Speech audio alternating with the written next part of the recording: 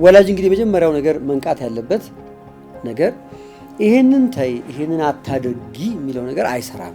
የሚሰራው ምን ታደርግ ነው የምታረገው ነገር ማሳየት ያስፈልጋል። አሁን ወላጅ ምንድን የፈለገው ሲባል ሃይማኖተኛ እንድትሆንልኝ ይፈልጋለሁ ከተባለ ያለውን አቅም በሙሉ አሟጦ ልጅቷን ሃይማኖተኛ ለማድረግ መስራት አለበት።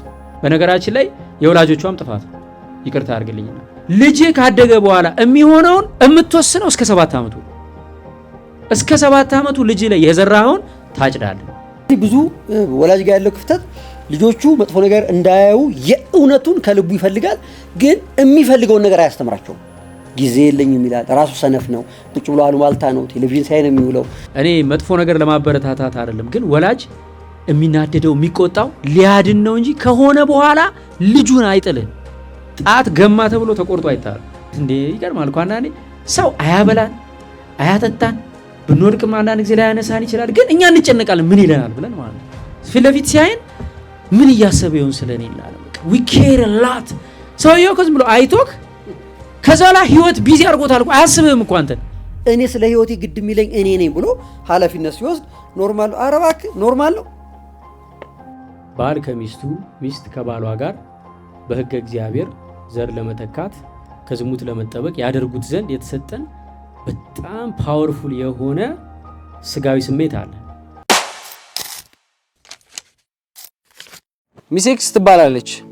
ወደ ሃይስኩል ስትገባ ሁሉም ነገር መለወጥ ጀመረ። አዲስ አካባቢ፣ አዲስ ፊቶች፣ አዲስ ፈተናዎች ያሉበት ነበር። ነገር ግን ብዙም ሳይቆይ በራሳቸው ፍላጎት ህይወትን የሚመሩ የሚመስሉ የተማሪዎች ስብስብ ጋር ራሷን አገኘች። ጓደኝነቱ ግን በጣም አደገኛ ነበር። ሁልጊዜ የተለያዩ ነገሮችን እንድትሞክር ያበረታታቷል። አንድ ቀን መጠጥ የሚባለውን ነገር ልትቀምስ ተገደደች። ይሄንን መጠጥ ከጀመረች በኋላ አልፎ አልፎ የምትጠጣው መጠጥ ወደ መደበኛ ምሽቶች ተለወጠ። ለወላጆቿ በጓደኛ ቤቶች እንዳደረች በመናገር ወደ ክለቦች ሹልክ ብላ ትሄዳለች። አንድ ምሽት በምሽት ፓርቲ ላይ የማይሆን ነገር ተፈጠረ። ጓደኞቿ የሚባሉት ሌላ መጠጥ ሰጧት። በዚህ ጊዜ ሌላ መጥፎ ነገር ተቀላቀለባት። እንግዳ ነገር ተሰማት። ያም ያለ ፍቃዷ ግንኙነት እንድታረግ ተገደደች። ግን የተፈጠረው ነገር በዚህ አላበቃም። ከቀናት በኋላ በዛው ቀን የተፈጠረውን በሙሉ በሶሻል ሚዲያ ፖስት ለማድረግ ደረሱ። ተማሪዎች በሙሉ ሼር አደረጉት። በዛ በተጋላጭ ሁኔታ ላይ ውስጥ ሆና በዛ ቪዲዮ ላይ ታየች። በአንድ ወቅት በተስፋ የተሞላው የሷ ህይወት በእንደዚህ አይነት መልኩ ተበላሸ። እዚች ልጅ ላይ ብቻ ሳይሆን ሌሎች ብዙ ሰዎች ላይ እንዲህ አይነት ነገር ይገጥማል። አንዳንድ ጊዜ ምን አለ መሰላችሁ፣ ሰው ስለኔ ምን እያሰበ ነው ሳይሆን እግዚአብሔር እኔን አሁን እንዴት ነው እያየኝ ያለው የሚለውን ማሰብ ያስፈልጋል። አፍተሮል የፈጠረን ሰው አይደለም። እናትና አባታችንም ባላደራ ናቸው እንጂ አልፈጠሩንም አይደለ? መጨረሻ ላይም ነፍሳችንን ተቀብሎ የዘላለም እጣፈንታችንን የሚወስነው ሰው ነው አይደለም። በቃ እግዚአብሔር እንዴት ያየኛል ነው። እግዚአብሔር ደግሞ የሚገርማችሁ ሰውን ማለት ነው በኃጢአት ጭምልቅ ብሎ ቆሽሾ እግዚአብሔር የዛሬውን ኃጢአተኝነቱን ሳይሆን ከኃጢአቱ በኋላ ነገ የሚነሳው ንጹህን ማንነቱ ነው ሁሌ የሚያየው። ሁልጊዜ ለሰው ልጅ እግዚአብሔር መዳኑን ብቻ ነው፣ የኃጢአተኛውን ጥፋት አልፈልግም ይላል መጽሐፍ ቅዱስ ላይ። የሚገርማችሁ ነገር በጣም በኃጢአት የወደቁ ሰዎችን እንደነ ሙሴ ጸሊማ አይነት አሁን የቤተክርስቲያናችን ጻድቅ ነው። መጀመሪያ በጣም ኃጢአተኛ ሰው ነበር። ከተማ ጥሩ ገዳም ፍለጋ ወደ በረሃ ሄደ። በበረሃ ሄዶ ገዳም በበረሃ ወድቆ ከአባቶች ስር ወድቆ በቃ ንስሐ ገብቶ ቅኖናም ተቀብሎ በጾም በጸሎት በጣም ብዙ ተጋድሎ እጅግ በጾም ራሱን ጎዳ። በጣም ማለት ነው። በጾም ራሱን ጎድቶ ያ ግዙፍ የነበረ ሰውነቱ፣ ያ ትቢቱ፣ ያ ሆዳምነቱ እንደውም በጣም የፈተነው ምንድነው? ጾም ሲጀምር የምግብ ሱስ በቃ በጣም እና እየሄደ አባቶች ጋር ረፈተነኝ ይላቸዋል። በቃ ስገድበት፣ ጹም፣ ጸልይ፣ ጽና እያሉት በመጨረሻ ግን እግዚአብሔር አምላክ እንባውን ተቀብሎት፣ ጾሙን ተቀብሎት፣ ጸሎቱን ተቀብሎት ትልቅ አባት አደረገው። እግዚአብሔር በዛ በበደሉ ውስጥ በኃጢአት ውስጥ እያለ የትኛውን ሙሴ ነበር የሚያየው? ይሄ በኋላ በአንድ ጸሎት ዝናብ የሚያዘንበውን የክብር አክሊል ከሰማይ የሚወርድለትን ታሪኩ ለዓለም የሚነገርለትን ጻድቁን ሙሴ ነበር የሚያየው። እንዴ ይገርማል እኮ አንዳንዴ ሰው አያበላን አያጠጣን ብንወድቅም አንዳንድ ጊዜ ላይ ያነሳን ይችላል፣ ግን እኛ እንጨነቃለን ምን ይለናል ብለን ማለት ነው። ፊት ለፊት ሲያየን ምን እያሰበ ይሆን ስለኔ ይላል። በቃ we care a lot ሰውየው ከዝም ብሎ አይቶክ ከዛ ላይ ህይወት ቢዚ አድርጎታል እኮ አያስብህም እኮ አንተን ማለት የሚመስለው የሆነ የተጋነነ በቃ ምትሞት ምትጠፋ እቺ ልጅ አሁን ያን ቪዲዮ ያየው ሰው የሆነ ነገር ይመስላል። እንደዛ አይደለም ሪያሊቲ። ሲጀመር ሁሉም ሰው አላየው፣ ሁሉም ሰው ሊያየው አይችልም። ሲቀጥል የሁሉም ሰው ቪዲዮ ይለቀቅ ቢባል ማለት ነው ሁሉም ሰው ጉድ አለው፣ ሁሉም ሰው ኃጢአት አለው። ኃጢአት የሌለው ሰው አለ? የለም አይደል? ጉድ የሌለው ሰው አለ? እንደው በህይወታችን ተቀርጾ ቢሆን የሚያሳፍር ነገር የለንም እንዴ? ኢየሱስ ክርስቶስ እኮ ዘማዊዋን ሴት ሊወግሯት መጡ አይደል? በምድር ላይ ጎንበሳና ጻፈ ተባለ። ከዛ ግንባራቸው ላይ የሁሉም ኃጢአት ተጻፈ። ሲተያዩ አንዳቸው አንዳቸውን ኃጢአት ሲያዩ እሷ ምንም አልሰራችም። እንደው በቃ አልቻሉም፣ ጥለው ሄዱ አይደል? የመጀመሪያው እግዚአብሔር ሰው እንደሚያይን የሚያይን እንዳይመስልን። እንደዛ አይደለም። እግዚአብሔር በስስት ነው የሚያይ። ኃጢአተኞች ለምን እንደሚጠበቁት? ክፉ ሰው እኮ እድሜው ረጅም ነው። ሂትለር በስንት ዓመቱ ነው የሞተው? ጨፍጭፎ እኮ ነው የሞተው። አንዱ ቀንዱን ጥሎ እንዴት አልጣሉ? እየጠበቀው በጉጉት በመላእክት ነው የሚጠብቀው እግዚአብሔር ንስሐ እንዲገባለት። የኃጢአተኛው መሞት አይፈልግማ። ስለዚህ እግዚአብሔር አንደኛ እቺ ልጅ የሚያያት እጅግ በጣም በስስት ነው የሚያያት። ስለዚህ እግዚአብሔር እንዴት ነው የሚያየኝ የሚለው ማሰብ እንድትጀምር እፈልጋለሁ። ሁለተኛ ሰው ቢያያትም በቃ ሰው ኃጢአተኛ ነው፣ ከሷ በላይ በደል አለው፣ አያስተዳድራትም፣ አያበላትም፣ አያጠጣትም፣ ቢሰድባትም እንደሚያልፍ ማወቅ አለባት። የወላጆቿን ነገር በትክክል ይቅርታ መጠየቅ ነው። እኔ መጥፎ ነገር ለማበረታታት አይደለም፣ ግን ወላጅ የሚናደደው የሚቆጣው ሊያድን ነው እንጂ ከሆነ በኋላ ልጁን አይጥልህ። ጣት ገማ ተብሎ ተቆርጦ አይጣልም። ግን ወላጆቿ ካልተቀበሏት፣ አይሆንም ካሉ፣ ከቤት ካባረሯት፣ ለጊዜው ምናልባት ንዴት ስላላቸው ካገለሏትም እንዳልኩ ነው፣ አልፈጠሯትም። በነገራችን ላይ የወላጆቿም ጥፋት ነው። ይቅርታ አድርግልኝና ልጅ ካደገ በኋላ የሚሆነውን የምትወስነው እስከ 7 ዓመቱ። እስከ 7 ዓመቱ ልጅ ላይ የዘራኸውን ታጭዳለህ። ልጅ አሁን ይትባረክ እንደተወለደ ሕፃን ነው አይደለ? ንጹህ አይምሮ ነው ያለው። እድሜ ለፍጹም ስልጣና ስለገባኝ እምጽፍበትን መርጬ ነው የምጽፍበት። በመጀመሪያው 2 ዓመት ነው በሚሊዮን በቢሊዮን የሚቆጠሩ የኒውሮን ኮኔክሽን አይምሮ ውስጥ የሚፈጠሩ። የሚያየው በሙሉ ዕውቀት እየሆነ ነው የሚገባው። የሚሰማው በሙሉ እስከ 2 ዓመቱ ዕውቀት እየሆነ ነው የሚገባው። ስለዚህ እኛ ቤት ትልቅ ሰው ሲያወራ ይትባረክ እዛ ጋር እንዲሁ በፍጹም አይፈቀድለትም። በፍጹም እንደው ምን ታካብዳላችሁ ተብለናል። ትልልቅ ሰዎች ቤት ውስጥ ሲያወሩ ይትባረክን ይዘሽ ውጪ ነው ሞግዚቷል። ለምን? እኛ ቤተኛ ነን፣ ፈትፋች ነን። ማንገባበት ማንረግጠው ጉዳይ የለም አይደል? የማይመለከተን ቴሌቪዥን አይከፈትም። እኛ ቤት ከተከፈተ መዝሙር፣ ቅዳሴ፣ ስብከት፣ መንፈሳዊ ነገር ብቻ ነው የሚከፈተው። ጸሎት ቤት በየቀኑ ይገባል፣ በገና ይደረደርለታል። አሁን በቀደም አሜሪካ ሄደን ኤርፖርት ላይ አንድ ሴትዮ ትንሽ ሲነጫነጭ ነገር መጣችና ቤቢ ምናምን ብላ አኒሜሽን የሚያምር ሰጠችው ስቲከር አያና ጣለው። ሌላ ሰው ቤት ሄደን እዛው ትቼው ወጣው። የ7 ዓመት ሕፃን ልጅ ነችና ስመጣ ምን አለችኝ? ልጅህ ቀን የቅዱስ ገብርኤልን ስዕል ሲያይ ብድግ አድርጎ ሳመው አለች። ይሲ የተዘራበትን ነው በቃ ኦልሬዲ የተጻፈበትን ነው የሚኖሩ። ስለዚህ እቺ ልጅ ወላጆቿ ነፃ ነን ማለት አይችሉም። የእሷ ጥፋት ብቻ ነው ማለት አይችሉም። ሚስ ያደረጉት ነገር አለ የሆነ ሰዓት ላይ።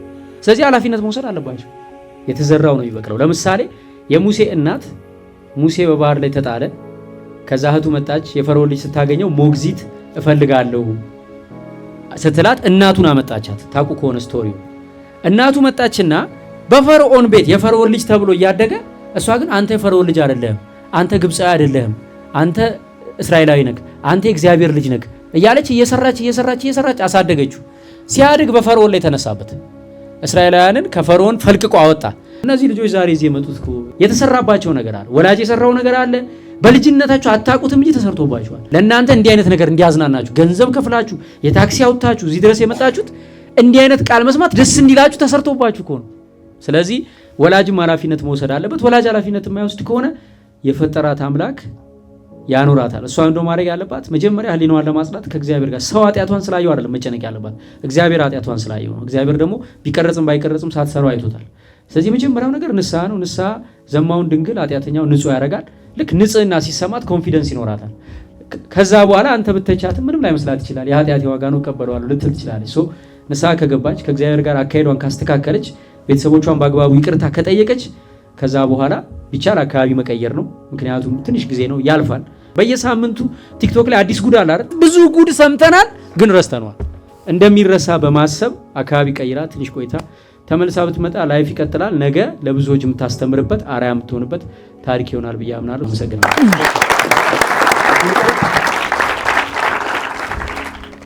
ወላጅ እንግዲህ የመጀመሪያው ነገር መንቃት ያለበት ነገር ይሄንን ተይ ይሄንን አታድርጊ የሚለው ነገር አይሰራም። የሚሰራው ምን ታደርግ ነው? የምታረገው ነገር ማሳየት ያስፈልጋል። አሁን ወላጅ ምንድን የፈለገው ሲባል ሃይማኖተኛ እንድትወልኝ ይፈልጋለሁ ከተባለ ያለውን አቅም በሙሉ አሟጦ ልጅቷን ሃይማኖተኛ ለማድረግ መስራት አለበት። የሰው ልጅ አእምሮ ይሄን አታርግ ከተባለ እንዴት ማድረግ እንዳለበት ጀስቲፋይ ለማድረግ የሚያስበው ማይንዳችን ይሄን ነገር ማድረግ የለብሽም ሞባይል እንዳትጠቀሚ ከተባለ ማይንዳችን አንድ ሞባይል ተነክቶለት የለ እንዴት ሞባይል መጠቀም እንዳለባት ለምን መጠቀም ጥሩ እንደሆነ እያስረዳ ጀስቲፋይ እያረጋገጠ እንድትጠቀም ያረጋታል እንጂ እንድትተው ያረጋ። መፍትሄው ምንድነው? ምን ማድረግ እንዳለባት ማሳየት ነው ያለብን። ስለዚህ ብዙ ወላጅ ጋር ያለው ክፍተት ልጆቹ መጥፎ ነገር እንዳያዩ የእውነቱን ከልቡ ይፈልጋል፣ ግን የሚፈልገውን ነገር አያስተምራቸውም።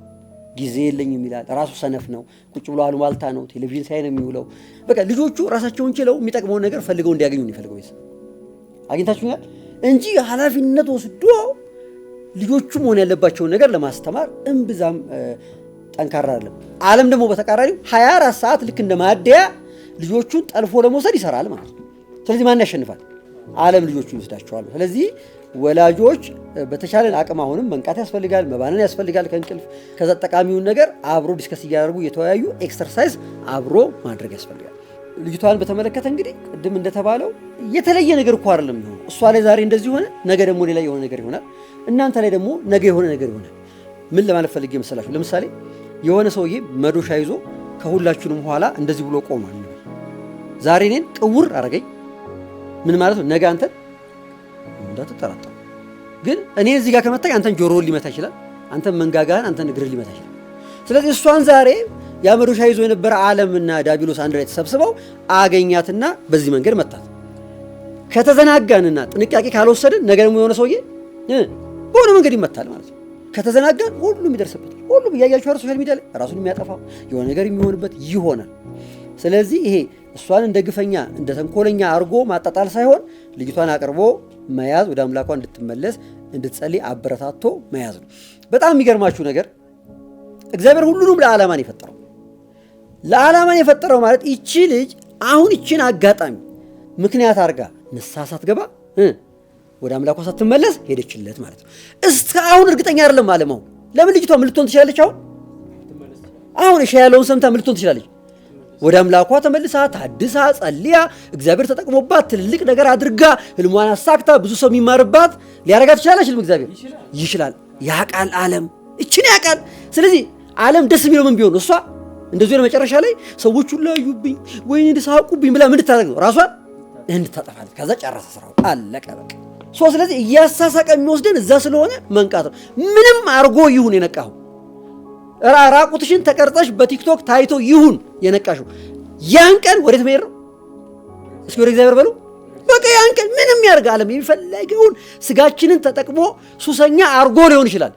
ዛሬ ሊሆን ይችላል ቀኑ። ከነቃም እንደው ማድረግ ያለብን መድኃኒቱ የት ነው ያለው? መፍትሄው የት ነው ያለው? በቃ ዛሬ መመለስ ነው። እግዚአብሔር ጋር ከተመለስ ደግሞ ቀላል። እግዚአብሔር ከዛ በኋላ ዓለም ያከበደብንን ያሰቃየንን ያሳመመንን ነገር በሙሉ እጥፍ ድርብ አርጎ ክሶ ለዓለም የሚጠቅመው ያደርጋል። ስለዚህ ለእህታችን ምንድነው ለእህታችን የምንመክረው? ዓለም ይሄን ሁላ ዘመን ዘምቶባት ካረገው በላይ ወደ እግዚአብሔር ስትመለስ የሚሆነው ብዙ ነው ማለት ነው። ስለዚህ እኔ ያለችኝ እንደው ለእህታችን የምመክረው ምንድነው? ወደ አምላኳ መመለስ ብቻ። ታንኪ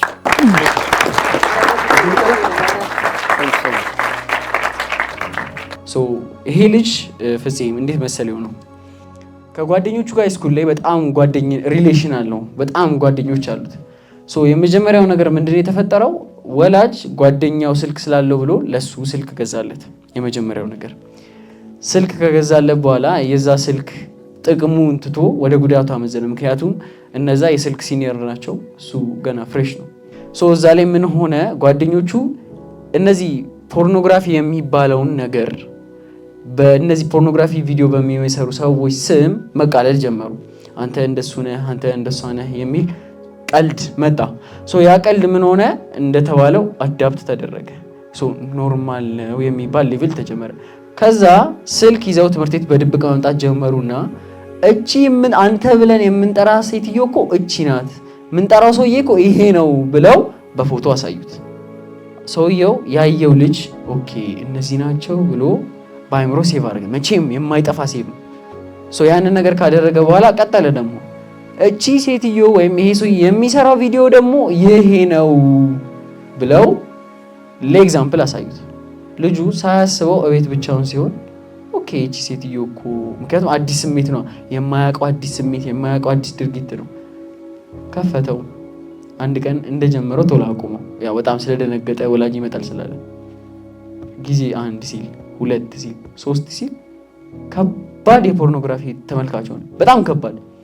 ከዛ ያ ነገር ኖርማል ነው የተባለ ሄደ መጨረሻ ላይ ሳያስበው በጓደኞቹም በሶሻል ሚዲያውም ዙሪያ ማስተርቤሽን የሚባለውን ነገር አናውንስ አወቀው። ስቲል የፖርኖግራፊ አዲክሽን አለበት። ቢያንስ በሳምንት ውስጥ 2 ቀን ያያል። በምን ታየዋለህ ማለት በምን መልኩ እንደዚህ ፒር ፕሬሸር እንደዚህ ነው የሚያደርገውና እስኪ የዚህን አፌክት የዚህን ችግር እስኪ እንዴት አየው? የሚያሳዝን ነው። ይሄ ብዙ ሰዎች ታሪክ ነው። አንድ ሰው ጥያቄ ነው የጠይቀው እንጂ እንደምታውቁት ዳታዎች አሉ አይደለም? የፖርኖግራፊ ምን ያህል ይታያል የሚለውን ዳታ ስታዩ በጣም አስደንጋጭ ነው። ዓለም የሚፈልገው ኖርማል ነው ብለን እንድንቀበል ነው። ይሄን ቪዲዮ የሚመለከቱ ወጣቶች ዓለም ኖርማላይዝ የሚያደርግበት ነገር ላይ እየነቃን ነው ወይ ነው። ኖርማል ካልሆነማ እኮ ትክክል አይደለም ማለት ነው። ዓለም እየሰራ አይደለም። ፖርኖግራፊ ብዙ ብር መድበው ነው የሚሰሩት። ሰው እንዲጠመድ ይፈልጋሉ። እንዲጠመድ የሚፈልገው ሰውዬ ኖርማል ነው ካላለ እኮ አይጠመድም ማለት ነው። ፋራ ከሆነን እኮ ነው የተጫወተብን ነው እንጂ መጠጣት ኖርማል ነው ካላለን ያን ሁላ ብር መድበው የሚሰሩ ሰዎች ከስረዋል። ስትራቴጂያቸው ትክክል አይደለም ማለት ነው። ሰውዬ ፖርኖግራፊ ኖርማል ነው ብሎ ሲያይ እነዛ ሰዎች ኖርማል ነው ካስባሉት በኋላ እነሱ ምን እያገኙ ነው? ገንዘብ እያገኙ እኮ ነው፣ በቢሊየን የሚቆጠር ገንዘብ። ስለዚህ እኛን ኖርማል እንዲሆን ያደርጉና ከኛ ውስጥ ኢነርጂያችንንም ገንዘባችንንም በግድ እየወሰዱ እነሱ ባለ ሀብት ሚሊዮነር ሆናሉ። እዚህ ያለው ሰው ደግሞ ህይወቱ ይነጠቃል ማለት ነው። ስለዚህ እቺን እንዳልከው በጣም ተለምዷል። እዛ ብቻ ሳይሆን ውጭም ሰማዋለሁ ኖርማል ነው የሚባል ነገር አለ። አሁን የመጀመሪያው ነገር የሚመነጨው ይሄንን ህይወት ርካሽ አርጎ መቀበል ማቆም አለብን። መጀመሪያ ይኸውላችሁ ስህተቱ እኮ የመነጨው እዚህ ጋር ነው። ለምሳሌ ስለዚህ ህይወት ውድነት ዋጋ ካልገባኝ ኖርማል ነው ታዲያ ምንድን ነው እንዴ? ይሄ ህይወት ለዓላማ የተፈጠረ ነው። አምላክ ይፈልገዋል፣ ቤተሰብ ይፈልገዋል፣ እኔ እፈልገዋለሁ፣ አገሬ ትፈልገዋለች፣ እጠበቃለሁ፣ በጣም ዋጋ ያለኝ ሰው ነኝ ካላልኩኝ እና በቃ ምንድነው ታዲያ? ለረከሰ ሰው ዋጋ ላይ የሌለው ሰው ትንሽ ከፍ ያለች ነገር ዋጋ ያለች ትመስለዋለች፣ ቁም ነገር ይመስለዋል። ስለዚህ መጀመሪያ የሚቀድመው ነገር እኔ ኃላፊነት አለብኝ፣ ለህይወቴ ኃላፊነት አለብኝ፣ ለዓላማ ነው የተፈጠርኩት፣ አምላኬ እኔ ውስጥ ያስቀመጠው ዓላማ አለ፣ ቤተሰቦቼ ዋጋ ከፍለዋል፣ እኔ ስለ ህይወቴ ግድ የሚለኝ እኔ ነኝ ብሎ ኃላፊነት ሲወስድ ኖርማል ነው። ኧረ እባክህ ኖርማል ነው። እየሰማችሁ ነው? እየተረዳችሁ ነው? ያለዛ ኖርማል ነው የሚያደርግብህ ዓለም ሰው። ስለዚህ ምን እያልኳችሁ ነው? መጀመሪያ ከመንቃት ይጀምራል። አሁን ምንድነው ሰውየው የሚፈልገውን ነገር ማወቅ አለበት። እንዴት ይወጣል የሚለውን ያው እናወራበታለን። ግን እንዴት ራሳችንን መጠበቅ አለብን? የመጀመሪያው ነገር የሚሆነው ውሃ ሲወስድ ምን ይባላል? ውሃ ሲወስድ ያሳቃል። አላያችሁም? እሱ መጀመሪያ አያት ምናምን አይደል? እየሳቀ ምናምን እያለ ቀስ እያለ ኖርማል እያደረገበት ወደ አዲክሽን ወደ ልማድ እየሆነ መጣ። አንድ ነገር ልማድ ሆነ ማለት ምን ማለት ነው? ለመተው ምን ማለት ከባድ ነው ማለት ነው አይደል? ለምሳሌ አንድ ሰው ዛሬ ፖርኖግራፊ አይቶ የማያውቅ ሰው አለ። እዚህ ጋር ፖርኖግራፊ እዚህ ስልክ ውስጥ ብትከፍተው ፖርኖግራፊ አለ አልከው። ካልከፈተው ልማዱም የለም ሱሱም የለም፣ ነፃ ነው ያሰውዬ፣ በሰላም ህይወቱ መቀጠል ይችላል። ከከፈታት በኋላ ግን አንዴ ካየ በኋላ ለአእምሮ ምን ገባ? መረጃ ገባ አይደል? በጣም የሚያስደነግጥ አይቶ የማያውቀው ነገር፣ አዲስ ነገር፣ ከፍተኛ ፓወር ያለው ነገር ሲደጋ አእምሯችን ቶሎ አምጡ ቢል የትኛውን ነገር ነው? በጣም ከፍተኛ ዶፓሚን እንዲሰማው የሚያደርገው ከፍተኛ ስሜት የሚፈጥረውን ነገር ቶሎ አምጡ ይላል። ስለዚህ እሱ ነገር ከሌላ ነገር በለጠ አብልጦ ይፈልገዋል። በዚህ ምክንያት የፖርኖግራፊ ሱስና የሌላ ነገር ሱስ እኩል አይሆንም። የፖርኖግራፊው አእምሯችን ውስጥ ከፍ ያለ ፍላጎት ይፈጥራል። ስለዚህ ያለን ጊዜ በሙሉ ወደዛ እንድንወስድ ያደርጋል ነው። ስለዚህ የመጀመሪያው ነገር ራሳችንን መጠበቅ አለብን። እዚህ ውስጥ ፖርኖግራፊ አይቶ የማያውቅ ሰው ካለ በግልጽ ማውራት ስላለብን በግልጽ ስለጠየቀ ፖርኖግራፊ አይቶ የማያውቅ ሰው ካለ ፈጽሞ መጓጓት፣ ፈጽሞ መንካት፣ ፈጽሞ ማየት የለበትም ማለት ነው። ቅድም እንዳልኳችሁ መርዝ ቀምሶ የማያውቅ ሰው እስቲ ልቅመሰው እንደማይባል ሁሉ አይተም ማታክሰው ካለ ሊያጓጓ አይገባም። ምን እንደሚባለው ጓዜን ጨርቄን ብሎ ጠቅሎ ከዛ አካባቢ መራቅ ነው። እያየ ያለ ሰው ካለ ደግሞ ሳይቃጠል በቅጠል እንደሚባለው ብሶ ሁሉን ነገር ማሳጣት ከመጀመሩ በፊት ቶሎ ብሎ ማቆም መለማመድ። እንዴት የምናቆመው? በምትኩ አዲስ ነገር መተካት አለበት። አሁን ለምሳሌ ፖርኖግራፊ ሱስ ያለበት ሰው ምን ያደርጋል? ማታ ማታ ነው የሚያየው እንበል። ልጁ ማታ ማታ ነው ፖርኖግራፊ የሚያየው። ከዛ ምን ያደርጋል? ፖርኖግራፊ አላይም ብሎ ስልክ ቁጭ ይላል ማለት ነው። አዲክሽን እኮ ሆኗል፣ ሱስ ሆኗል እኮ። እንዴት ነው የሚተው? ትንሽ ደቂቃ ነው እንድታይ ያደርጋል ማለት ነው። መፍትሄው ምንድነው? በቦታው ሌላ ነገር መተካት። ማታ ማታ ፖርኖግራፊ የምታይ ከሆነ ምን ያርግ? ልጅ እስኪ ምከሩት። ማታ ማታ ምን ያርግ? ጸሎት በቃ ያለ ነገር። ማታ ማታ ፖርኖግራፊ በማይበት ሰዓት ቢሰግድ፣ መጽሐፍ ቅዱስ ቢያነብ፣ መዝሙር ቢያዳምጥ፣ ስብከት ቢያዳምጥ የፖርኖግራፊን ነገር በምን ተካው ማለት ነው? በሌላ ፓወርፉል ነገር፣ በሌላ ጉልበት ተካው ማለት ነው። እያገኛችሁ ነው። አንድ ሰው ልማድ የሆነበትን ነገር ለመተው ከፈለገ እኔ ካሁን በኋላ አልቅምም፣ ካሁን በኋላ አልጠጣም ብሎ ቁጭ ካለ አንድ አንጠልጥሎ ወስዶ ያሳያል ማለት ነው። በዛ መንገድ መተካት አለበት በሌላ ፓወርፉል ነገር። 11 ሰዓት ላይ ማታ ማታ የሚጠጣ ሰው ካለ ምንድን ማድረግ ያለበት? ማታ ማታ ጂም መግባት፣ ያኛውን ጉልበት በሌላ ተካው ማለት ነው። ስለዚህ የመጀመሪያው ነገር የስጋ ልማድ አይደለም። አንድ ቴክኒክ ልንገራችሁ። እኔ አሁን እግዚአብሔር የረዳኝ በእርግጠኝነት አሁን እዚህ እንድደርስ የነበሩ ሰዎችን እንድተዋቸው ያደርገኝ የትንሽም ብትሆን ወደ መንፈሳዊነት ያረኳት ልምምድ ነች። አሁን እስኪ ዝም ብላችሁ ልመዱ። ልማድ የሚለምደው ምንድን ነው? ልማድ እኮ የስጋ ጠባይ ነው። ስጋችን ነው ልማድ የሚለምደው። መንፈሳችን ላይ መንፈሳዊነት ላይ ልማድ የሚባል ነገር የለም፣ ከልማድ ውጪ ነው። ስለዚህ ልማድ የሚለምደው የስጋ ነው። ስጋ የለበሰ ሰው ልማድ ያለው። የሞተ ሰው ልማድ አለበት? የሞተ ሰው ይጠጣል? ፖርኖግራፊ አያዩ። ስለዚህ ስጋችን ላይ ነው ልማዳችን ያለው ማለት ነው። የስጋን ልማድ የመንፈሳዊ ኃይል ያሸንፈዋል? አያሸንፈውም? ያሸንፈዋል። ስጋን በስጋ ከሆነ በጣም ያደክማል። ፖርኖግራፊ ተውኩ ትላለህ፣ ደግሞ ትንሽ ሳምንት ተመልሶ ይዘፍቃል። በምን እየሞከርክ ነው? ስጋ በስጋ። ስለዚህ ምን ያርጉ ነው? ስጋን በስጋ ሞክሩ። ከእንደገና ምን ጨምሩበት? መንፈሳዊ መዝሙር ማዳመጥ፣ ስብከት ማዳመጥ። ያ ኃይል የመንፈሳዊ ኃይል ስጋ ላይ የተጻፈውን ፓተርንና ኮድ ይደመስሰዋል። በፍጹም እኩል ሊሄዱ አይችሉም። በፍጹም እንዳትጠራጠሩ። ስለዚህ ለወንድማችን እንደምመክረው በስጋ ከመታገል ውጪ በደም መንፈሳዊነት ላይ ጠንካራ መሆን፣ መጽሐፍ ቅዱስ ማንበብ፣ ስብከቶችን ማዳመጥ፣ መዝሙር ማዳመጥ እየደመሰሰ ፓወር አይኖረውም፣ ጉልበት አይኖረውም። እየጠፋ ጉልበት እያጣ ይመጣል። ስለዚህ አሁን ልጀማምራችሁ ያለ የጀመራችሁ ሰዎች ዳርዳር የሚል ነገር ካለ ቶሎ ብሎ ሌላ ስጋዊ ልማድ መተካት፣ ከእንደገና ደግሞ መንፈሳዊ ኃይል ላይ ከተጨመረበት እየከሰመ ጉልበት እያጣ ለመኖር ይሞክራል፣ ለመቀጠል ይሞክራል። ግን አቅም አይኖረውም። ከትንሽ ጊዜ በኋላ እየከሰመ አዲሱ በጎና ጠቃሚው ልማድ እኛ ውስጥ እየፈራ እየለመለመ ይሄዳል። ስለዚህ ሁለት ቴክኒክ ነው። አንደኛ መተው የፈለጋችሁትን ልማድ እወቁት። ፖርኖግራፊ በሉት፣ የቲክቶክ ሱስ በለው፣ ሌላም ሱስ በለው፣ የፈለግከው ያለብህ ሱስ። በሱ ቦታ ምን መተካት ትፈልጋለህ? አዲስ ነገር ተካ። ስፖርት ይሁን ማንበብ ይሁን የሆነ ከቤተሰብ ጋር ቁጭ ብሎ ማውራት ይሁን ተካበት ቦታው ላይ። ከዛ ደግሞ ምን አድርጉ ነው? መንፈሳዊ ልምምድ እንጨምርበት። ከትንሽ ጊዜ በኋላ ውስጣችን እየከሰመ ያ በፊት የሚገፋን ፓወር እያጣ ይመጣል የሚለው ነገር እንድንይዝ ነው። ግን እኔ እንደው አሁን ላይ ብዙ 5 ዓመት አሰለጠንኩና ረዥሙ መንገድ በቃ የለኝም። በቃ አትደራደሩ፣ ፋራቱን እሺ፣ አትደራደሩ። አሁን ረዥሙ መንገድ ምን ነበር? እንደዚህ ብታረጉ በቃ አይደለም፣ የማይጠቅም ነገር ነው። አዎ ከእንደገና ለማረጋገጥ አትሞክሩ። ፖርኖግራፊ አይጠቅም እስኪሌው አይባልም። በቃ ያ ነገር መሆኑን ካወቅ ያን ጓደኛ ከአሁን በኋላ የምታይ ከሆነ ከኔ ጋር ጓደኛ አትሆኑ። ምን እንደምትደራደረው ፖርኖግራፊ እያየ ምን እንደምትደራደረው እየጠጣና እየቃመ ይሄ ነገር ተው። ጓደኛ ካልሆነ በቃ ጓደኛ አይደለም፣ ህይወት ነው። ቤተሰቦቻችሁ እናንተን እዚህ ለማድረስ ዋጋ ከፍለዋል። ስቃያቸውን አይተው ዋጋ ከፍለው ከዛ አንተ ደግሞ እንደ ቀልድ በሆነ ድንገት ትምህርት ቤት ያገዳኘ ጓደኛ አራዳኝ ብሎ አጉል ይጫወትባል ማለት በቃ ይሄ ነገር ትክክል አይደለም። ይሄን ካልተው ከኔ ጋር ጓደኛ አትሆንም። ቻው አለቀ። ሰማያዊ ምድር አይደባለቅም። ስንት ጓደኛ ነበረኛ ከኪስ ጀምሮ ኤሌመንተሪ የለም፣ አሁን ያልፋል። ስለዚህ የማይጠቅም ከሆነ ጓደኛዬንም ይኸው እሱ ጋር ኧረ እንደዚህ ብሎ ነገር የለም። ሲሪየስ ሆናችሁ ህይወታችሁ ምሩ የሚለውን ነገር ለማንሳት ነው። ቴንክ ዩ። ራሱ ፖርኖግራፊ ምንድን ነው? መጀመሪያ ለምንስ ነው ዓለም ላይ እንደዚህ ከፍተኛ ጉዳት እያደረሰ ያለው የሚለውን እንየው። የሚገርማችሁ እግዚአብሔር የሰው ልጅ ሲፈጥር የሰጠን ባል ከሚስቱ ሚስት ከባሏ ጋር በሕገ እግዚአብሔር ዘር ለመተካት ከዝሙት ለመጠበቅ ያደርጉት ዘንድ የተሰጠን በጣም ፓወርፉል የሆነ ስጋዊ ስሜት አለ። በተፈጥሮ የተሰጠን የደስታ መንገድ ስለሆነ ማለት ነው። አሁን ያቺን የደስታ ስሜት ያውቃል።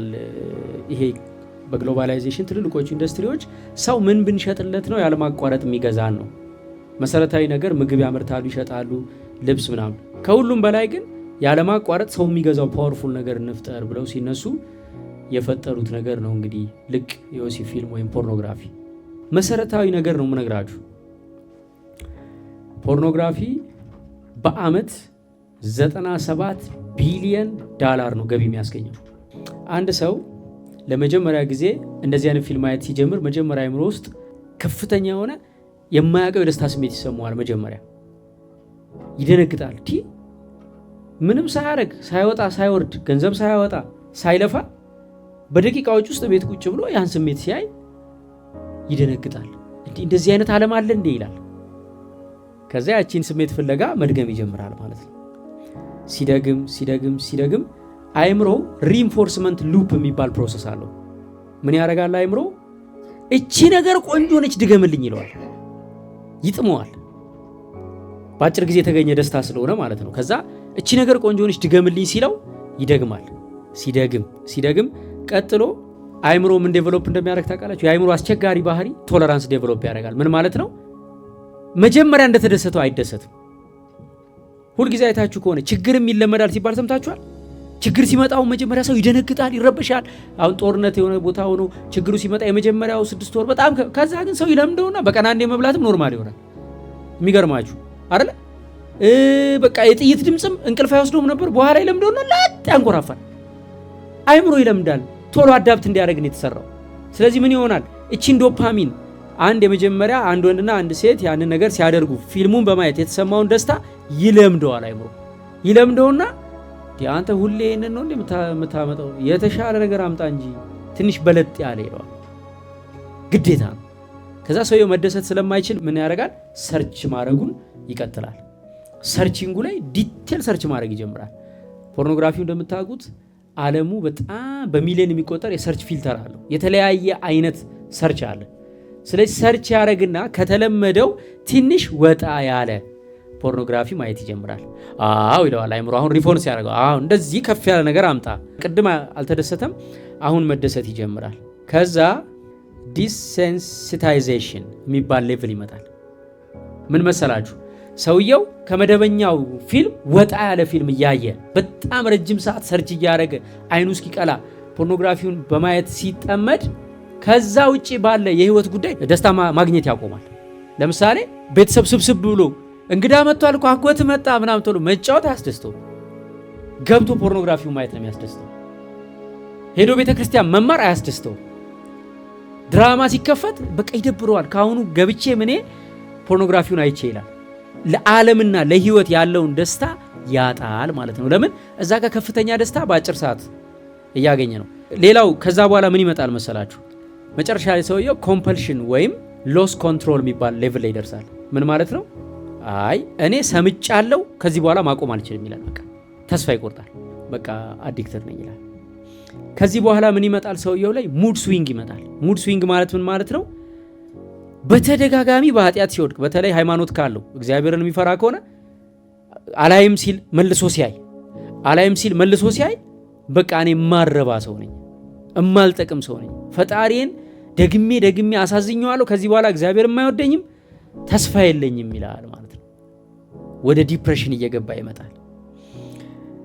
ሌላው ሰዎች እሱን እንደ ጨዋ ነው የሚያዩት። የፖርኖግራፊ ሱስ በጣም የሚገርማችሁ የሚያጨስ ሰው አጭሶ አጠገብ ቢመጣ አፉ ይሸታል። የሚቅም ሰው ጥርሱ ይበላሻል። የሚጠጣ ሰው ይንገዳገዳል። የትኛውም ሱስ ላይ ያለ ሰው ስታየው ታውቀዋለህ። የፖርኖግራፊ ሱስ በፍጹም አያስታውቅም። ዝንጥ ያለ ሱፍ ለብሶ እንደዚህ ሚቲንግ እየተደረገ ድንገት አንድ መጣው ብሎ ተነስቶ የሆነ ቦታ ሄዶ ፖርኖግራፊ አይቶ ማይገባ ነገር አድርጎ ሊመጣ ይችላል። አታውቅም። ሰውየው ሰው ሁሉ የሚያስበው እንደምንድን ነው? እንደ ጨዋ እንደ ጥሩ መንፈሳዊ ነው ይባላል። እሱ ግን ስራውን ያውቃል። ስለዚህ ቁጭ ሲል ይምታታበታል ሪያሊቲው። እናቱ አቤት ልጅሽ ይባላል ጎረቤት። ከዛ እሱ ምን ይሆናል? በቃ ለራሱ ያለውን ዋጋ ያጣል። ወይኔ ሰው ጥሩ ነው እያለኝ ቤተክርስቲያን እንደዚህ እያከበሩኝ ምን እያለ እኔ ሰው አይደለሁም አረባም እያለ ወደ ዲፕሬሽን፣ ወደ ጥልቅ ድብርት። የፖርኖግራፊ አዲክሽን ሌላው ትልቁ ጉዳቱ ምን መሰላችሁ? 2 ሜጀር ጉዳቶች አሉት። አንደኛው አንድ ሰው ፖርኖግራፊ አዲክትድ ሲሆን መጀመሪያ እንዳልኳችሁ በአንድ የነበረ ጨርሶ አይቶ የሚወጣ በኋላ ሰርች ፊልተር ውስጥ ገብቶ በቀን 3 ሰዓት ሙሉ አይኑ እስኪቀላ ሰርች አድርጎ የሆነ ቪዲዮ ለማግኘት ሳያውቀው በቀን 3 እና 4 ሰዓት እየተበላ ይሄዳል፣ ከእድሜው ላይ ማለት ነው። በማንበቢያው ሰዓት፣ ከሰው ጋር ሶሻላይዝ በማድረጊያው ሰዓት፣ ሙያ በመልመጃው ሰዓት 7 ዓመት 10 ዓመት የለም ማለት ነው። ፖርኖግራፊ በጣም የሚያይ ሰው ማለት ነው የህሊና ድንግልናው ተሸርሽሮ ወደ ግብረ ሰዶማዊነት የመጋለጥ እድሉ ከፍተኛ ነው። እንዴት በሉኝ። ላይመስል ይችላል። አሁን መጀመሪያ ሲጀምር ፖርኖግራፊ ሰው ማየት የሚጀምረው የወንድና የሴት ጾታዊ ግንኙነት ነው። ከዛ ቅድም በነገርኳችሁ ፕሮሰስ ማይንድ ሲለምደው፣ አልረካ ሲለው፣ አልደሰት ሲለው የሆነ ከተለመደው ውጪ ሰርች ማድረግ ይጀምራል። ለምሳሌ ተመሳሳይ ጾታ ማየት ይጀምራል። ወንድ ከሆነ 2 ሴቶች ማይገባ ነገር ሲያደርጉ ማየት ይጀምራል። ከዛ ፕሌዠር ይሰጠዋል፣ እርካታ ይሰጠዋል። ግን ምን እያየ ነው? ግብረ ሰዶማውያንን እያየ እኮ ነው። አያውቀውም፣ ግን እንደዚያ ይረዳው ማለት ግብረ ሰዶማዊ ነገር እያየው ነው አይልም። ማይንድ አይጸየፈውም።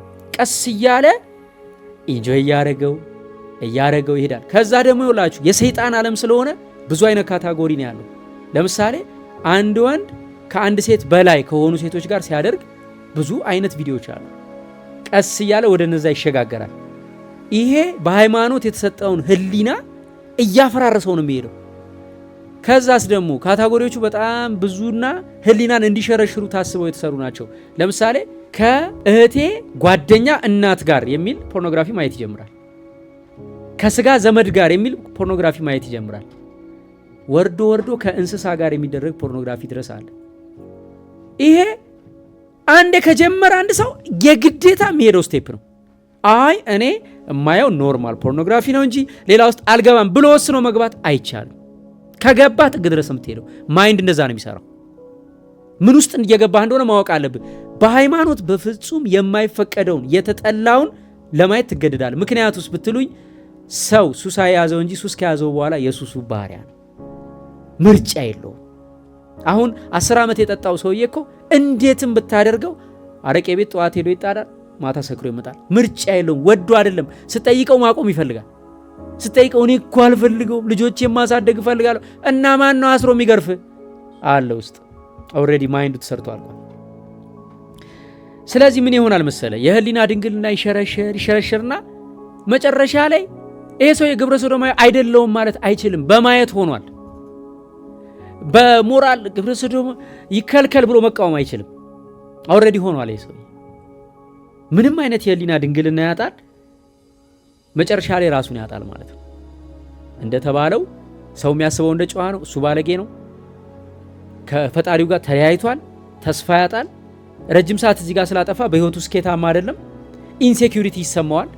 ፖርኖግራፊ ላይ የሚያያቸው ሰዎች አካላቸው፣ ውበታቸው በፕላስቲክ ሰርጀሪ በምን ተጠግኖ የመጣ ነው፣ ግን የእውነት ይመስለዋል። ስለዚህ እሱ እኔ ቆንጆ አይደለሁም፣ እኔ እኮ እንደዚህ አይነት ሰውነት የለኝም፣ እንደዚህ አይነት አካል የለኝም። ኢንሴኪዩሪቲ ይመጣል። ከዛ ብዙ ሰው እንግዲህ ለማቆም ይፈልጋል። አሁን ፖርኖግራፊ ውስጥ ያሉ ሰዎች ማቆም ይፈልጋሉ፣ ይሞክራሉ። ግን አንዳንዴም እንደሚያደርግ ታውቃላችሁ። ፖርኖግራፊ የሰውየው ማይንድ ሸርሽሮ እንደውም የሆነ ሰዓት ላይ ግን ፖርኖግራፊ ኃጢአት ነው ተጽፏል እንደዛ ያስብላል። ቆይ እሱን ካገኘው አቆማለሁ ሁሉ ሊል ይችላል ማይንድ። አንድ ሰው ፖርኖግራፊ እያየ ከሆነ በተዘዋዋሪ ማወቅ ያለበት ምን እያደረገ እንደሆነ ነው።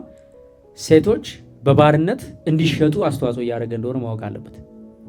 በአብዛኛው ውመን ትራፊኪንግ እና ሴክሹዋል ስሌቨሪ ዓለም ላይ እየተከናወነ ነው። 28 ሚሊየን ሴቶች በከፍተኛ ሁኔታ ከሀገራቸው አታለው ሰዎች ሰርቀው አፍነው አሜሪካ ትገቢያለሽ፣ ብራዚል ትገቢያለሽ፣ ካናዳ ትገቢያለሽ በሚል ይወስዱና ለዚህ ለፖርኖግራፊ ኢንዱስትሪ ይሸጧቸዋል። በብር ነው የሚሸጧቸው። ሰው እንደ ባሪያ ነው የሚሸጠው። ትሸጣለች። ያ የገዛት ሰው እስከፈለገው ጊዜ ድረስ ድረግ አዲክትድ አድርጎ ቪዲዮ እንድትሰራ ያስገዳታል። ስለዚህ ፖርኖግራፊ ሲያይ አንድ ሰው አንድ ሴት እንድትሸጥ ገንዘብ እየከፈለ እንደሆነ ማሰብ አለበት። አንደኛ።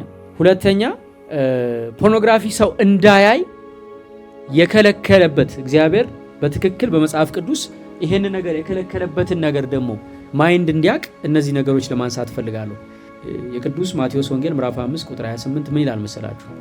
እኔ ግን እላችኋለሁ ወደ ሴት ያየ ሁሉ የተመኛትም ያን ጊዜ በልቡ ከእርሷ ጋር አመንዝሯል ይላል። በቃ ይሄ ግልጽ የተቀመጠ ቃል ነው። ምንም ወደዛ ወደዚህ የለውም። ወደ ሴት ያየ በልቡም የተመኛት ከእርሷ ጋር አመንዝሯል። ፖርኖግራፊ ቀጥታ ምንድን ነው? ወደ ሴት ማየት ነው አይደለ? ወደ ሴት ማየት ከዛ በልብ መመኘት ነው። ከዛ በኋላ እኮ ግለ ወሲቡ ምን እኮ በልብ መመኘትና ያንን እንደውም በተግባር መፈጸም ነው። በግልጽ ቃል አመንዝሯል አለ። ከዛ ምን ይላል? ዝቅ ብሎ ቀኝ ዓይንህን ብታሰናክልህ አውጥተህ ከአንተ ጣላት። ሙሉ ሰውነት በገሃነም ከሚጣል ይልቅ ከአካላቶች አንዱ ቢጠፋ ይሻልሃልና ይላል። በጣም ነው የሚገርመኝ። እኔ ፖርኖግራፊ ከምታይ ዓይንህን አውጣው እኮ ነው። በቃ ኢየሱስ ክርስቶስ ቀድሞ እኮ ነገረን። አይገርም? በዓይን ከምትጠፋ ገሃነም እሳት ከምትገባ ገሃነም ነው የምትገባው። ፖርኖግራፊ እያየህ ነው አይደል? እየተደሰትክ ነው አይደል? አሁን እየተቀበልክ ነው አይደል? ዋላ ትከፍላለህ ነው በገሃነም እሳት። ስለዚህ ዓይንህ ቢጠፋ ይሻላል፣ ዓይንህን ብታወጣው ይሻላል። በግልጽ ተቀምጧል።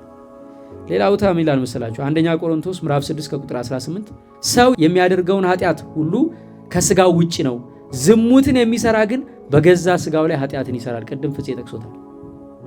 ወይስ ስጋችሁ ከእግዚአብሔር የተቀበላችሁት በእናንተ የሚኖረው የመንፈስ ቅዱስ ቤተ መቅደስ እንደሆነ አታውቁምን?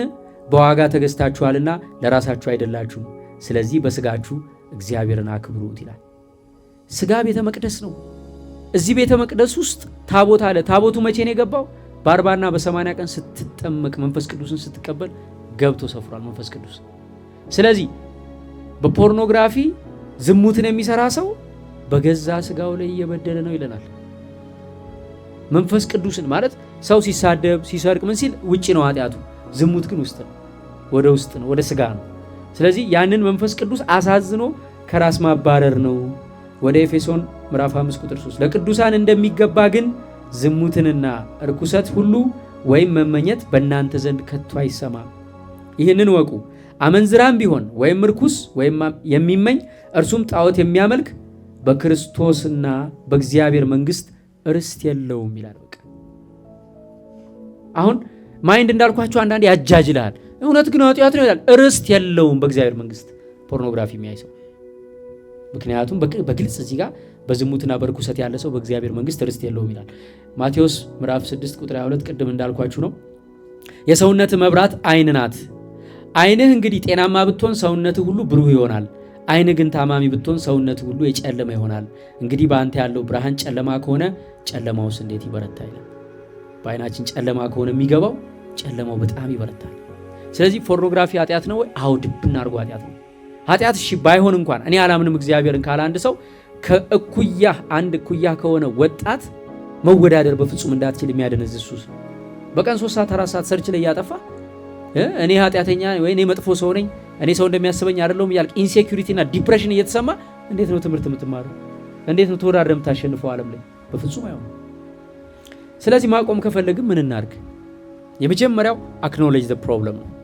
ችግሩን እንዳለ ማመን። ይሄ ነገር ሱስ ነው። አንዳንድ ሰው ከፈለግኩ አቆማለሁ እያለ ስለሚያይ ማለት ነው። ሱስ ነው፣ ተሸንፌያለሁ፣ ማቆም ማልችልበት ሁኔታ ውስጥ የገባው ይመስለኛል። ስለዚህ ለማቆም ምን ላድርግ? የመጀመሪያው መጸየፍ ነው። ሱሱን ያልተጸየፈው ሰው መቼም ከሱስ አይወጣም። ይኸውልህ የፈለግከውን ጸበል ብትወስደው፣ የፈለግከውን ሕክምና ብትወስደው፣ እኔ ሱሰኛ ነኝ በጣም ሱሴ ጎድቶኛል ማቆም አለብኝ ብሎ ያልወሰነ ሰው አይሆንም። አባዬ ኢየሱስ ክርስቶስ በሰሊሆም መታጠቢያ ሄደና 40 ዓመት እዛ የተኛ መጻጉዕ የሚባል በሽተኛ ነበር። መቼም እዛ የተኛው ተጠምቆ ሊድን ፈልጎ ነው አይደለም። ግን ሄደና ምን ብሎ ነው የጠየቀው? ልትድን ትወዳለህ አለው። እግዚአብሔር እንኳን አስፈቅዶ ነው የሚምርህ። ካልወደድክ ምን ያድርግ? የነጻ ፍቃድ አምላክ እኮ ነው። ስለዚህ ካልጠላኸው፣ አንተ ካልተጸየፍከው መጀመሪያ እግዚአብሔር አያግዝህ። አንተ ስትጸየፈው ጌታ ሆይ አግዘኝ ወይም አጠገብ ያሉ ሰዎችን አግዙኝ፣ በቃ መጀመሪያ አክኖሌጅ ችግሩን፣ በቃ ይሄ ነገር ሊገለኝ ነው ሊያጠፋኝ ነው ነፍሴንም ስጋዬንም ብሎ መቀበል ነው የመጀመሪያው። ሁለተኛው ለለውጥ ቁርጠኛ መሆን ያስፈልጋል። ቅድም እንዳልኳችሁ ነው፣ ችግር ነው፣ ሲኦል ይከታል፣ ከጓደኛ ያሳንሳል፣ ራስ ከማጥፋት ያደርሳል። በቃ አይጠቅምማ። የመጀመሪያው ስቴፕ መንፈሳዊ ጥንካሬ መሻት ነው። በቁርአንም በመጽሐፍ ቅዱስም በደንብ ተቀምጧል።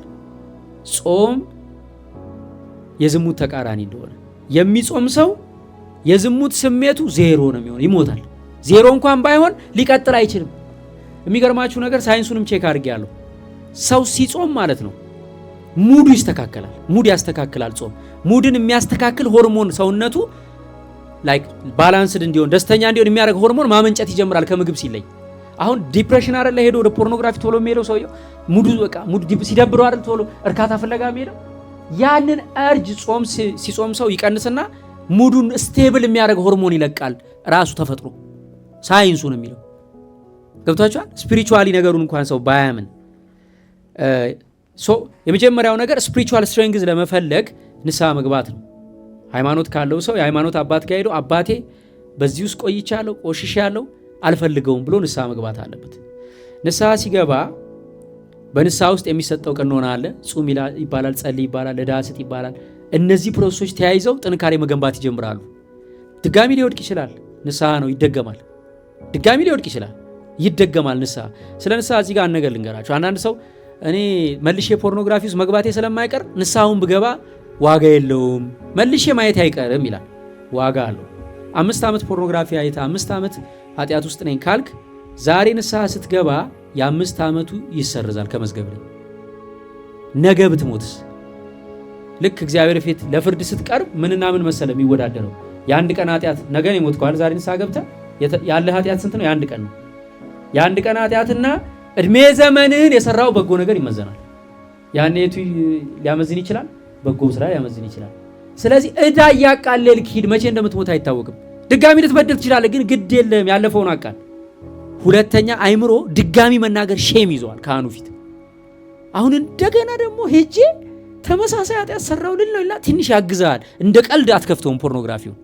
ወደ ፖርኖግራፊ የምትመራዋን ትንሿን ቀበሮ ማግኘት ነው።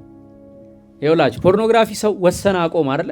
ከወሰነ በኋላ ድጋሚ ለማየት ቀጥታ ሄዶ ፖርኖግራፊ አይከፍትም። ባይዘው ከማይንዱ ጋር ተነጋግሯል፣ አላይም ብሏል ወይ ንስሐ ገብቷል። ስለዚህ ማይንድ ምንድነው የሚያደርገው? ትሪገር የሚባሉ ነገሮች አሉ። አቀጣጣይ መጀመሪያ ዩቲዩብ ላይ የሙዚቃ ቪዲዮ ነው ይመጣለት፣ ኖርማል ክሊፕ። ያቺ ክሊፕ ምንድነች? ወይ የነ 50 ሴንት ምናምን ወጪ ዘፋኝ ክሊፕ ነው። ሴቶቹ የማይሆን አለባበስ ለብሰው እንዲህ ሲሉ ሰውነታቸው ኖርማል ክሊፕ ነው፣ ልብስ ለብሰዋል፣ ግን የማይሆን ነው። ትሪገር ያደርጋል። ያቺን ካየ በኋላ በዛች ትሪገር ሳያውቀው እስቲ ወይ ኪሲንግ ፕራንክ ልይ ይላል። እስቲ ኪሲንግ ብቻ ፕራንክ ልይ ይልና ዩቲዩብ ላይ ያለ የመሳሳም ፕራንክ አይደል? ይገባና እሱን ያያል። ወደ መሳሳም አደገ። መሳሳሙን ካየ በኋላ ቀጥሎ ያለውን ስቴፕ እስቲ ልይ ይላል። ቀጥታ ወደ ፖርኖግራፊው አይደለም። ከዛ እሺ ልይ፣ ግን ዛሬ ሌላ ነገር አላረግም፣ ግለ ወሲብ አልፈጽምም፣ ብቻ ልይ ይላል። መጨረሻ ላይ ራሱን ጠልቶት ግለ ወሲብ ፈጽሞ ጨርሶ ራሱን ጠልቶት ነው የሚያገኘው። ሲነቃ አድርጎታል። ስለዚህ የመጀመሪያዋ ትሪገር ምንድነች? የዘፈን ክሊፕ ነች? የዩቲዩብ ቪዲዮ ነች? ፖስተር ነው? ኢንስታግራም እኮ አሁን እኔ ይቅርታና በጣም ብዙ ሰዎች እኮ የሚጠቀሙበት በጣም በመጥፎ መንገድ ነው። የዝሙት ገበያ ሆኗል እኮ እንዴ! ኢትዮጵያዊ ሆነው ኢንስታግራም ላይ የሚለቁት ፎቶ ድሮ የፖርን ስታሮች ለቀቁት ተብሎ ከሚለቀቀው ፎቶ ጋር እኩል ሆኗል። አሁን በጣም ውጥርጥር ያለ ይሆናል አይደል? አንዳንድ ጊዜ እኮ የሆነች ሴት ይቅርታ እንግዲህ ሴቶች ብዙ ጊዜ ሴቶች ሰውነት ስለሚያማልል ነው። አንድ ሴት ጠበቅ ብሎ በየቅርጹ የገባ ታይት ከለበሰች ቀለሙ ተቀየረ እንጂ እኮ ሰውነቷን እያየሁት ነው አይደል? ጥቁር ሆነ ወይ ቀይ ታይት ሆነ እንጂ እኮ ሁሉንም ቅርጽ ካየሁት ምን ቀረ? ቀለሙን የተቀየረ። ኢንስታግራም ሊሆን ይችላል የሚቀሰቅስብክ። ፌስቡክ ትንሿን ፖርኖግራፊ ትንሿን አቁም። እሱን ስታቆም ወደዛ መጓዝና ማደግ ስለማይችል በጣም ይቀንሳል ፖርኖግራፊ ማየትክ። ሌላው ፍፄ እንዳለው ነው። ያንን ሀቢት በሌላ ሀቢት መተካት ያስፈልጋል። ፖርኖ የማየት ልማድን በምንድ መተካት? ለምሳሌ ቢሮ ሰራተኛ ከሆነ አንድ ሰው ቢሮ እየቀረ ሁሉም ሰራተኛ ሲወጣለት ከሆነ ፖርኖግራፊ የሚያየው ቢሮ መቅረት የለበትም፣ አብሮ መውጣት አለበት። አብሮ ወጥቶ ወይ ወክ የማድረግ ሀቢት። ስልኩን ጥሎ ወጥቶ ምኑ ጋር ይሂድ ነው? በዛች ሰዓት ተካው ብለሃል አይደል? በዛት ሰዓት መተካት ያለበት ልማድ። ለምሳሌ ማታ ማታ ብቻውን የሚተኛ ሰው ፖርን ለማየት ይጋለጣል። ከሆነ ሰው ጋር መተኛት፣ ከሚፈራውና ከሚያከብረው ሰው ጋር በቃ ያቺን መተካት አለበት በሌላ በትራፕ ማለት ነው። ሌላው ዴቨሎፕ ሩቲን ይላል። ትርፍ ሰዓት ስላለ ነው ፖርኖግራፊ የምናየው። የሆነ ፖርኖግራፊ የምናይበት ሰዓት አለ። ቀን ላይ ግን ስኬጁል ስናደርግ ሙሉውን ሰዓት ስኬጁል አድርጎ መሙላት በሌላ ነገር። ከዚህ ቀጥሎ እንት ነው፣ ከዚህ ቀጥሎ እንት ነው፣ ከዚህ ቀጥሎ እንት ነው ብሎ ያንን ማድረግ ከቻለ አንድ ሰው ፖርኖግራፊ የማየት እድሉ ይቀንሳል። ሌላው ሲስተም መፍጠር አለበት እንዳያይ። ለምሳሌ ምን ማድረግ አለበት መሰላችሁ? ፖርኖግራፊ የሚያዩ ጓደኛማቾች ትንሽ ያለ ቤተክርስቲያን የሚሄድ ጓደኛ ካለው ሄዶ ፍፄ እኔ ተቸግሬያለሁ፣ ስለዚህ ምን ታደርግልኛለህ? በዚህ ሰዓት አብረኸኙን ከቻልክ። ሁለተኛው ግን ስልኬ ላይ ፓስወርድ ጫንልኝና ማለት ነው። ይሄ ፖርኖግራፊክ ኤሌመንት ሲመጣ ፊልተር የሚያደርግ ብሎክ የሚያደርጉ አፖች አሉ። ችግሩ ምንድነው? ሱስ ያለበት ሰው አፑን ይጭነውና ራሱ ዲሊት ያደርገዋል። አንዱ ለቀን እንትን ካለባ በሶስተኛ ኧረ ምን ነው ብሎ ፓስወርዱን አስገብቶ ዲሊት አድርጎ ማየት ይጀምራል። ስለዚህ ምን ማድረግ አለበት? ለጓደኛው ሄዶ አንተ ፓስወርዱን ያዘው፣ አትንገረኝ፣ የፈለገ ብለምን እንዳትነግረኝ፣ ምክንያቱም ልሞት ነው፣ ነፍሴን ላጣ ነው፣ ለዚህ ሪዝን ነው ብሎ ነግሮ ያው አርጁ ሲኖር መቼም መደወሉ አይቀርም። ስደውል ያው አይነግረውም ማለት ነው። እንዳይነግረው የማይነግረው ሰው ጋር ስልኩን እንዲቆጣጠርለት ማድረግ ቢኮዝ ብቻውን አትችልም። ከባድ ነው፣ ሱስ ነው። ቀጣዩ አይምሯችን መታደስ አለበት። በተደጋጋሚ ፖርን ስናይ ከባድ የኒውሮን ኮኔክሽን ፈጥሯል። በፖርኖግራፊ አይምሯችን ውስጥ ግንድ የሚያክል የደም ስር ግንኙነት የኒውሮን ግንኙነት ተፈጥሯል። እሱ መበጣጠስና አዲስ ከባድ ግንኙነት መፈጠር ስላለበት አዲስ ማይንድ ለማምጣት የሚወዳቸውን አባት መርጦ ከቤተ ክርስቲያን ወይ ከመስጊድም ከሃይማኖቱ አዲስ ኮንተንት በብዛት በማየት አዲስ ልማድ ይገነባል። ማይንድ አዲስ ነገር ይማራል። ቅድም እንዳልኳችሁ ጥይት ሲተኮስ ይለምደውና እንቅልፍ ይተኛል ብለናል አይደል? ያለ ፖርኖግራፊ አልኖርም ያለው ማይንድ አሁን ደግሞ በስብከትና በዝማሬ ሲታደስ ወይም በመንፈሳዊ ነገር ወይ በሞቲቬሽን ወይ በስራ የሆነ ቱቶሪያል እያየ አዲስ ነገር መስራት ወይ ኳስ መጫወት ወይ ቴኒስ ስታስለምደው ደግሞ ያን ለምዶ ቁጭ ደስ የሚለው ማይንድ ይለምዳል። ስለዚህ በአዲስ ሲስተም አይምሮ ውስጥ በመገንባት ራስን መያዝ ያስፈልጋል። ሌላው ቪዥዋላይዚንግ ሰክሰስ ነው። ከፖርኖግራፊ አዲክሽን ወጥቼ ነገ ለወጣቶች የሚጠቅም ስራ ሰርቼ ሐሳቤን ሼር ማድረግ ሰው ሆናለሁ ብሎ ቪዥዋላይዝ ማድረግ መሳል። እኔ ደካማ ነኝ ሁሌም አልወጣም ከሱስ ብሎ ማሰብ አይጠቅምም። ቪዥዋላይዝ ማድረግ በጣም ይጠቅማል። የመጨረሻ ፖይንት ልንገራችሁ። ፖርኖግራፊ አዲክሽን ውስጥ ያለ ሰው ለ2 ወር ሊያቆም ይችላል፣ መልሶ ይገባል። ኢትስ ኦኬ። አመት አቁሙ መልሶ ይወድቃል። ኢትስ ኦኬ። 1 አመት ማቆሙ ሰክሰስ ነው። በየቀኑ 2 ሰዓት 3 ሰዓት የሚያይ ሰውዬ በኃጢአት ራሱን እንትን ያለ ሰውዬ 1 ሳምንት ካቆመ በስማ ከዲያብሎስ እንትን እፎ ያለ እኮ 1 ሳምንት ነፍሱ አረፈች። ቀላል ነው እንዴ? ስለዚህ ድጋሚ ወደቀ አይደለ? ድጋሚ ኤነርጂውን ሰብስቦ ድጋሚ ያቆማል። ግን 2 ወር አቁሞ በተመለሰ ቁጥር 3 ወር አቁሞ በተመለሰ ቁጥር ማይንዱ ምን እያወቀ ይሄዳል? እንዴ ለካ ማቆም ይቻላል እያለ ነው የሚመጣው እየገረመው። ስለዚህ ምን ይሆናል? ለፖርኖግራፊ አዲክሽን በተለይ እድሜው ለደረሰ ሰው ዘላቂው መፍትሄ ማግባት። እድሜው የደረሰ ሰው ማግባት አለበት። ምክንያቱም ሲያገባ በንስሐ ውስጥ አልፎ እግዚአብሔርን እየተማጸነ ሲያገባ የስጋ ፍላጎቱን በትክክለኛው መንገድ ከሚስቱ ጋር መፈጸም ሲጀምር የስጋ ፍላጎቱም ይታገሳል። ስለዚህ ማግባት ትክክለኛው መፍትሄ ስለሆነ እድሜው የደረሰ ሰው ዝም ብሎ እድሜውን መጨረስ የለበትም። ከዝሙት ለመጠበቅ መጽሐፍ ቅዱስም እንድናገባ ያዛል፣ ማግባት አለበት። ከዛ ውጪ እድሜው ገና ከሆነ ግን ከጾም ጋር መጋባት አለበት። በጣም ጾም ፓወርፉል ነች። የነፍስን ቁስል ታድናለች፣ የስጋን ፍላጎት ታስወግዳለች። አይደለም ዝሙት ሊያምር በጾም ድክም። ጾም ስላችሁ ግን አንገል ልንገራችሁ፣ የውሸት ጾም አለኛ የለመድ ነው። እስከ 9 ሰዓት ጾምን በየአይነት ድርግም አድርገን እንበላለን። ኖርማል ነው፣ ባላንስ ያደርጋል ቦዲ። እሱን አይነት ጾም አይደለም። በዚህ ፈተና ውስጥ ያለ ሰው የሚበላውን መጥኖ መጾም አለበት። በቀን ውስጥ ከ1 ወጥ በላይ መብላት የለበትም። ከ2 ቁርጥ እንጀራ በላይ መብላት የለበትም። ከቻለ ከዚህ እያሳደገ ሄዶ በባቄላ ቢጾም ጥሩ ነው። ነፍሱን ማዳን ከፈለገ እግዚአብሔር ያግዘዋል። እንዴ ፍላጎትህን ያልኩ ስትጾም ይመጣል መንፈስ ቅዱስ። ይሄ ልጅ እኮ እንዴ እየታገለ እኮ ነው፣ ልጄ እኮ ነው፣ ልደግፈው ብሎ ይመጣል። ስለዚህ ጾሙ በቀን አንዴ እየበላ አንድ አይነት ወጥ ብቻ የሆነች ነገር ብቻ እየበላ ከሻይ ከለስላሳ ከስኳር መራቅ አለበት። ውሃ ብቻ እየጠጣ ሲጾም አይደለም ፖርኖግራፊ ማቆም ቅዱስ ነው የሚሆነው፣ ጻድቅ ነው የሚሆነው፣ ትልቅ ደረጃ ነው የሚደርሰው። ሌሎቹን ከፖርኖግራፊ ለመውጣት የሚያድን ሰው ነው የሚሆነው። ስለዚህ በጣም ነፍስን የሚያጠቃ የማይታይ የሚገድል ሱስ ነው ፖርኖግራፊ። ነገር ግን ማቆም ይቻላል። ደጋግሞ መውደቅ ያለ ነው። እስከ መጨረሻው እግዚአብሔርን ተስፋ አድርጎ መታገል ያስፈልጋል። ስለዚህ ወንድማችን እግዚአብሔር መንፈስ ቅዱስ ይርዳ። የቻልከውን ያክል ታገል። ከዛ ወጥተህ ትልቅ ቅዱስ ትልቅ ጻድቅ ለመሆን ያብቃ። አመሰግናለሁ።